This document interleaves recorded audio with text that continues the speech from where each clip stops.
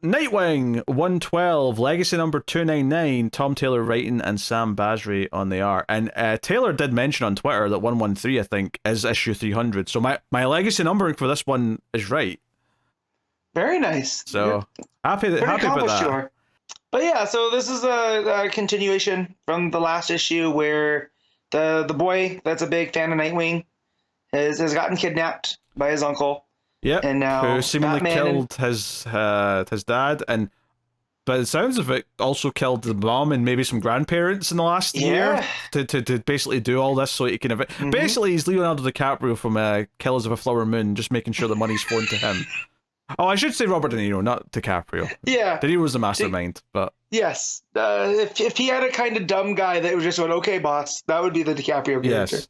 Yeah, yes. It's a much smaller operation than that, though. Yes, but yeah, so it leads to Bruce and Dick teaming up, and we get a lot of fun inner monologue from Bruce. Yeah, basically being proud of his son. Yeah, last issue did this as well, where the narration comes from Batman's perspective. It starts with a flashback to Batman training Dick and talking about the anger and how it's not about punishing others, and he admits that he's done that. He admits that he's been out and beat up people, and it was more about his vengeance and anger. And I think that I like the idea that those early Batman like year one era stories, like he does have too much anger in him, and it's something that he almost by taking in Dick is helping himself curb, because now he wants to be a better example for someone else that he wants to help and inspire. So, but they're talking to Babs, and Babs is like tracking where things are, and they go back to the kid's house, and because they want to ask more questions about what he saw, because they don't think it's actually Heartless.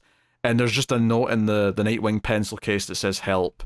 So they're like, shit. And so they put a lot of two and two together, and they go to Titan's Tower because, this uncle is taking the kid on a plane to another country, Vietnam. Yeah. And he booked this flight 2 weeks ago as if he knew that it was just going to be him and the kid. So it kind of reveals a lot. They go to Titan's Tower. I thought they were going to get help from the Titans, but instead it's just, no, this is just me and Bats, but we're taking the plane. Yeah, they're taking the T-Jet, but more importantly, we get some closure with the Bruce and Beast Boy stuff that had popped up in Beast World. Well, yeah, this was interesting, because this is Nightwing and not Titans, but he used this moment to give Batman and Beast Boy a one-on-one. Beast Boy basically comes to Batman and says, "Hey, how do you deal with everyone being scared of you?" And Batman, well, first of all, Batman put a lot of effort into everyone being scared of him. Point that out. But he's like, do you do this to be liked? And he's like, well, no. I was like, well, do you do this to help? He's like, yeah, well, you help save the world. It doesn't matter what anyone thinks. That's what you did. So it's an interesting person for Beast Boy to go for a pep talk, but it makes some sense. Well, and especially considering that Bruce was one of the big voices in Garth not doing what he did. So the fact now that Taylor, who wrote both of those, is now having Bruce kind of talk Beast Boy to help build up his confidence. It just shows he is pretty good as a mentor, right? That he learned from that. He saw what Gar was capable of. I think I called him Garth. I meant to call him Gar. What Gar was capable of, and now here he's giving him the pep talk and kind of helping boost his confidence because he knows he's a hero. And I just thought that was a nice little moment for Taylor to throw in there for Bruce. Yeah, and I think obviously this is taking place in Nightwing because this is the one that naturally has a Batman like connection in it. Yeah. So, because you could have somehow shoehorned this into Titans if you wanted to, but that would get in the way of what they're doing in Titans. So it makes sense that it's here. But yeah, so they go to Vietnam. They sort of like jump out at the airport at the uncle, and a bit of a fight ensues. And Batman's narrating the whole time and talking about how Dick's kind of like he's being extra forceful with these hits because he's not wanting to waste time or risk that the kid doesn't get saved. But they're all very intentional. They're not being wasted. They're not being extra ruthless or anything like that. Right. So, but there's no showboating. There's no circus performance, because Dick often has that where he's a bit flamboyant. He has a bit of a showman to his stuff. If he can do a cool standing back tuck, he's gonna do it. Yeah. But I like here that too when in the scuffle, security ends up getting knocked down and a gun gets knocked on the floor, and the uncle picks it up and he has it, and Dick doesn't hesitate and he fires at Dick, and Dick instinctively covers his face because it's not covered with armor, And Bruce mentions like, yeah, but like Dick's armor is meant for movement. It's not as strong as mine. So while he absorbs it, that's going to, you know, it's still going to hurt because it stops the bullet, but not the force. It stops the penetration, but the hit of the bullet is still going to be felt. His arm's probably broken. It's the equivalent of like taking a sledgehammer. But, you know, Dick keeps going, and he's like, yeah, because he's stronger than that, because he's my son.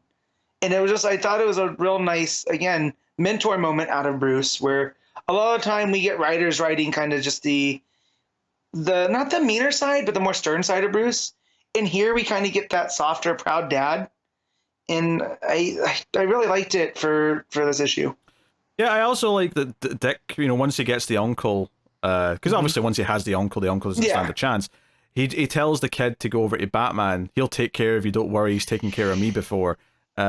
So you actually get like this kid like hugging Batman's leg, and Batman just sort of wrapping the cape around him a bit and being like, I like him wrapping the cape around him like that too, because that's what he did for Dick. Yeah, you know. No, it's a nice touch. So this was a really simple little two-parter that obviously had a really dark like element to it with the uncle who's a killer. But yeah, between Blockbuster's daughter and this kid, we're definitely seeing the impact Bruce has had on Dick being not just a father figure, but being that kid of trauma that doesn't want to spread it to other kids. Right? So he's going out of his way to help them so they don't necessarily end up like him and Bruce. And I think that's important going forward for Taylor and the story that he's telling. Yeah. So much of this has been about the influence that Batman and Alfred have had on Dick and his upbringing, and how he's like turned out better than Batman has, and he's able to pass that on and hopefully make the trauma that these other kids maybe are going through better than even what he's now turned into. It's been a constant thing, and like Nightwing trying to make the city better for everyone has been there since like issue 1 of Taylor's run. But obviously this was a little two-parter, and we'll be back to like main, you know, plot stuff next time. But really solid. I disliked the backup so much last time that I didn't even read the second half of it here. So I think I just didn't read it this time. So I, short on time. Which is a shame, because Frankavilla art's obviously gorgeous, but it just did nothing for me last time. Yes. So what are you rating Nightwing, Matt? I'm gonna give this an 8. Yeah, I'll go with 8 as well. I think obviously Basri's art is solid, not as good as some of the artists that we have typically had on Nightwing, but the action flow is really good. There's that 2-page layout when he's coming for the uncle. That does have a nice, like, I think I enjoy the layouts more than I enjoy the pencil work, if that makes sense, where there's a good momentum to it, even if I don't love the way he draws faces. But not bad overall though. I get that too, because there's a kinetic to it. It's you know, there's that motion, you can follow it, it's kind of cinematic. But yeah.